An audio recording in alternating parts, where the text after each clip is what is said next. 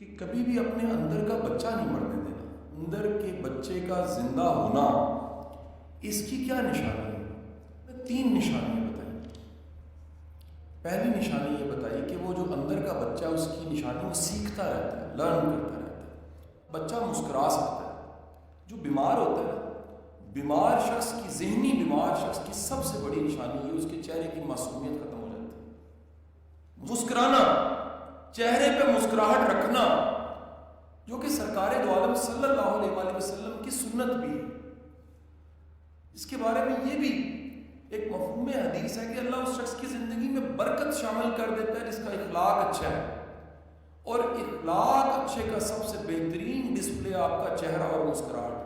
بچے کی پہلی علامت ہے وہ سیکھتا ہے، اس میں تجسس ہوتا ہے، وہ جاننا چاہتا ہے، وہ کتاب سے سیکھتا ہے، مشاہدے سے سیکھتا ہے، سفر سے سیکھتا ہے، تجربے سے سیکھتا ہے، استادوں سے سیکھتا ہے، جونیئر سے سیکھتا ہے. دوسری علامت بچہ زندہ ہونے کی ہے، مسکراتا ہے. گوگل پہ لکھیے گا فیس پہ مسلز کتنے ہوتے ہیں. 42 مسلز ہوتے ہیں انسان کے چہرے پہ.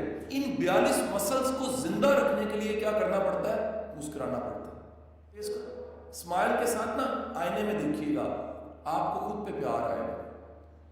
دنیا کو بعد میں پیار آئے گا، پہلے خود پہ آپ کو پیار آئے گا. تیسری نشانی کہ بچہ جب رونا چاہتا ہے رو لیتا ہے. یہ بڑے لوگ نا ضبط کر کے بیٹھے ہوتے ہیں، اسی رونا نہیں.